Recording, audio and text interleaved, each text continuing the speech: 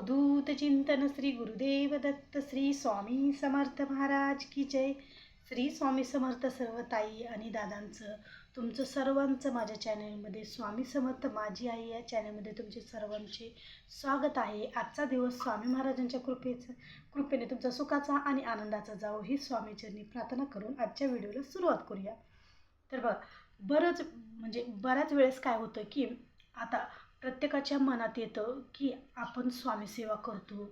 मी एवढे स्वामी चरित्र सारामृताचे पारायण केले, गुरुचरित्राचे पारायण केले, पण मला काहीच अनुभव आला नाही किंवा एवढे संकट माझ्या भोवती आहेत पण त्या संकटातून मार्ग मिळत नाही. मग आपण कितीही स्वामी सेवा केली तरी काहीही फरक पडत नाही, आपले संकट आयुष्यातले दूर होत नाहीत. मग स्वामी सेवा करावी का नाही असे मनात वेगवेगळे विचार येतात. तर ते विचार कशामुळे आपल्या मनात निर्माण होतात.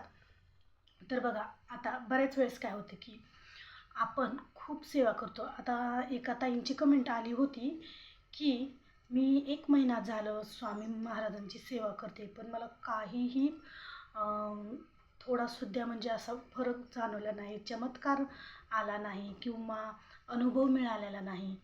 मग असं का होतं बघा.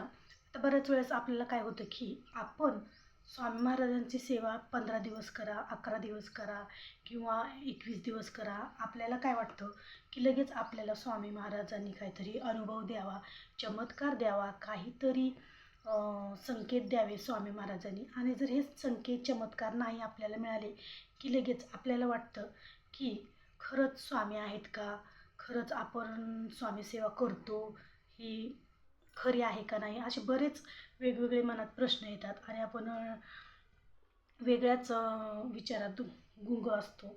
आणि त्यामुळेच आपलं मन हे सेवा करावी की नाही असं विचार येत असं.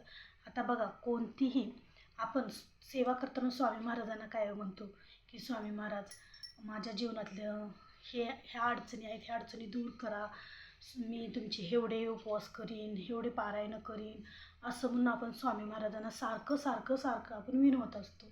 तर मग स्वामी महाराजांना असं सारखं विनवण्यापेक्षा आपण एकदम स्वच्छ मनानं स्वामी महाराजांची सेवा करायची, जेणेकरून आपण आता बघा आपल्या अडचणी जीवनात भरपूर अडचणी आहेत. माणूस म्हणलं की जीवनात अडचणी येतात. तर ह्या आपल्या जीवनातल्या अडचणी आपण स्वामी महाराजांना सांगण्याच्या आधीच स्वामी महाराज आपल्या ज्या काही मनात आपल्या इच्छा आहेत, काही अडचणी आहेत, तर त्या स्वामी महाराज नक्कीच ओळखून घेतात आणि त्याच्यातून आपल्याला मार्ग बी काढत असतात. पण हे आपल्याला समजत नसतं.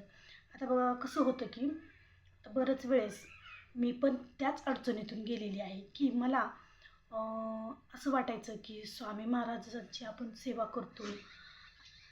कसं आहे की आता मी पण एवढी मोठी सेवेकरी नाही स्वामी महाराजांची की तुम्हाला मी सेवा सांगाव्या किंवा काय नियम अटी आहेत त्या सांगाव्या. पण जे काही मला अनुभव आलेले आहेत, ज्या परिस्थितीतून मी गेलेली आहे, ज्या अडचणीतून मी गेलेली आहे आणि त्याच्यातून स्वामी महाराजांनी मला मार्ग दाखवलेला आहे आणि त्याच्यातून पण माझं जीवन चांगलं सुधारलेलं आहे आणि त्याच्यातूनच स्वामी महाराजांच्या कृपेने सर्व काही चांगलं आहे आणि स्वामी महाराजांची अशीच कृपा राहावी.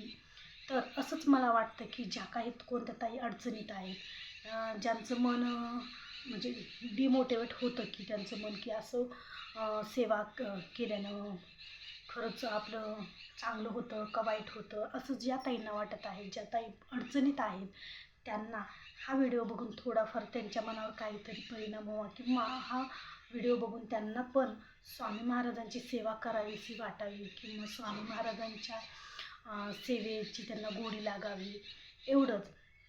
तर बघा, ज्यावेळेस आपण ज्या परिस्थितीतून गेलेलो आहोत त्यावेळेसच आपल्याला खरं त्याचं महत्त्व कळत असतं. आता स्वामी महाराज आपण कोणतंही काम करताना तर बघा, एखादं जर काम आपण करत असेल आणि एखाद्या व्यक्तीने आपल्याला एकच काम 1, 2, 3 वेळेस करायला सांगितलं तर बघा आपण चिडचिड करतो, राग होतो आपल्याला की मला हे सारखंच तेच काम का सांगतात. मग आपण स्वामी महाराजांना सारखंच आपल्या मनातल्या इच्छा सांगतो, स्वामी महाराज माझं असं करा, स्वामी महाराज माझं तसं करा. मग स्वामी महाराज हे आपल्यावर नाराज होतील का नाही सांगा बरं. कारण स्वामी महाराज आपल्या मनातलं सर्व काही ओळखून घेतात, त्यांना कोणती गोष्ट सांगायची गरज नाही. फक्त स्वामी महाराजांवर आपला विश्वास हा एकदम मजबूत पाहिजे. बघा, 1 महिना होईल, 2 महिने होतील, 3 महिने होतील, पण 4थ्या महिन्यात का होईना स्वामी महाराज त्यांच्या सेवेकऱ्याची, त्यांच्या भक्ताची साथी देतच असतात. आता आपण वेगवेगळ्या सेवा करतो, कोणाची म्हणजे यूट्यूबवर बघा, कोणी सेवेकरी ताई असतात, दादा असतात, त्यांनी व्हिडिओ अपलोड केलेले असतात, सेवेबद्दल व्हिडिओ सांगितलेले असतात, कोणत्या नोकरीबद्दल बऱ्याच ह्याच्याबद्दल व्हिडिओ सांगितलेले असतात, घरातील अडचणीबद्दल. तर आपण त्या व्हिडिओ बघून आपण सेवा करायला चालू करत असतो. तर मग आपण काय म्हणतो की मी ही सेवा चालू केली, पण मला काही फरकच जाणवला नाही. तर हा फरक जाणवत असतो, फक्त आपलं स्वामी महाराजांवर विश्वास पाहिजे. हळूहळू का होईना, उशीर लागेल, पण स्वामी महाराज आपल्या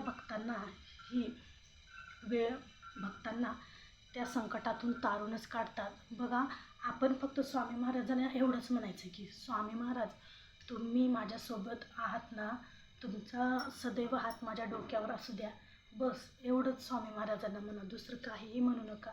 मग तुम्ही कोणत्याही संकटातून बाहेर निघताल, कोणत्याही परिस्थितीतून बाहेर निघताल. आता आपले कर्मच असतात, गेल्या जन्मीचे कर्मच असतात की त्या कर्माचे आपले प्रारब्ध असतात, ते आपल्याला सोसावे लागतात, भोगावे लागतातच. एवढंच की स्वामींच्या आशीर्वादाने, स्वामींच्या कृपेने ती कर्म आपल्या भोगण्याचे, जे कर्म भोगावे लागते त्याचे जे काही आपल्या घरावर म्हणा, मनावर म्हणा जे परिणाम होतात, तर ते हळूहळू कमी होत असतात. आणि आपल्याला त्या परिस्थितीतून बाहेर निघण्यासाठी, कणखर एकदम परिस्थितीला सामना करण्यासाठी स्वामी महाराज एकदम खंबीरपणे उभा आपल्यासोबत असतात. स्वामी महाराजांचा हात आपल्यासोबत असतो. आपल्या डोक्यावर सदैव स्वामी महाराज तुमचा हात राहू द्या, असंच फक्त तुम्ही स्वामी महाराजांना म्हणायचं. बघा, मनातील इच्छा सांगण्यापेक्षा स्वामी महाराज तुम्ही माझ्यासोबत असू द्या, तुमचा हात माझ्या डोक्यावर सदैव असू द्या, एवढं पण स्वामी महाराजांना म्हणलं तर बघा, तुमच्या आयुष्यातील सर्व काही अडचणी हळूहळू दूर होतील, याच्यात शंकाच नाही. तर कसं होतं, वेगळे विचार येतात. बऱ्याच ताईंना काय होतं, 1 दिवसात सेवा केली की त्यांना अनुभव येतो, 2 दिवसात सेवा केली की त्यांना अनुभव येतो, किंवा 15 दिवसातच त्यांना अनुभव येतो. मग आपल्याला कुठंतरी आपलं मन नाराज होतं की त्यांना एवढ्या लवकर स्वामी अनुभव आला, स्वामींची सेवा केली, त्यांना एवढ्या लवकर स्वामींनी आशीर्वाद दिला, मग मलाच का नाही. बघा, आपल्या हातात आहे की आपण आपले कर्म कसे चांगले ठेवायचे. आता बघा, आपले कर्म जर आता आपल्या दिवसभरातून आपल्याकडून बहुतेक खूप साऱ्या चुका होतात, तर त्या चुका कमी कशा करता येतील हे आपल्याला बघायचं आहे. कारण आपण एक जर चूक केली तर त्याच्या दुपटीने तिपटीने आपल्याला त्या तिपटीने त्या चुका आपल्या वाट्याला उलट येत असतात. त्याच्यामुळे आपण आपल्या जीवनामध्ये जेवढ्या होईल तेवढ्या चुका कमी करा, जेवढं होईल तेवढं आपण आपल्या जीवनात हळूहळू सुधारायचा प्रयत्न करा. आणि प्रत्येकाला नम्रपणे वागा. पुढचा व्यक्ती तुमच्याशी कसं का वागेना, पण आपण त्यांच्याशी चांगलं वागा.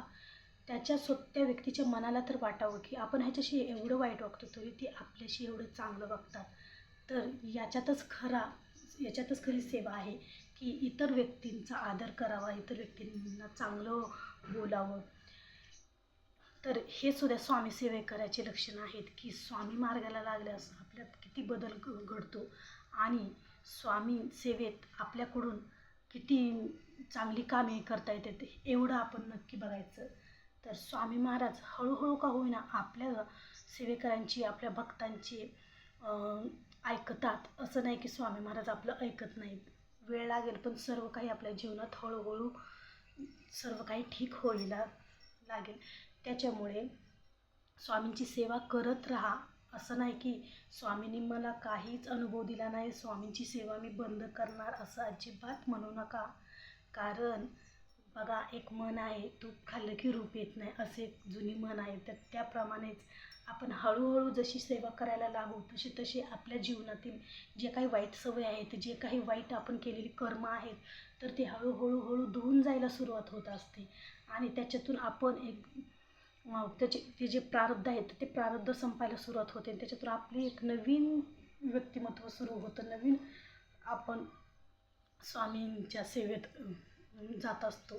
त्याच्यामुळे स्वामी महाराज आपल्या जोपर्यंत आपल्या जीवनातील जे काही वाईट विचार आहेत हे सर्व काही दूर होत नाहीत, तोपर्यंत स्वामी महाराज आपल्याला अनुभव कशी देतील. तर त्याच्यामुळे स्वामींची सेवा करत राहावा. स्वामींचे ज्या काही उपवास आहे ते सर्व करत राहावा. स्वामी एक ना एक दिवस आपलं नक्की ऐकतील. स्वामी महाराज नक्की आपल्याला त्या संकटातून बाहेर काढतील, मार्ग दाखवतील. तर असा होता आजचा व्हिडिओ. आवडला असेल तर नक्की लाईक करा, शेअर करा आणि स्वामी महाराजांची सेवा करत राहा. श्री स्वामी समर्थ.